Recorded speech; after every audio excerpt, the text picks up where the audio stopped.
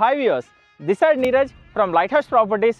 ఈరోజు అందరి నోట మనం వినేది ఒకటే, future city future city future city. So అదే ఫ్యూచర్ సిటీలో నేను మీ గురించి ఒక ప్రీమియం లేఅవుట్ అనేది తీసుకొచ్చానండి.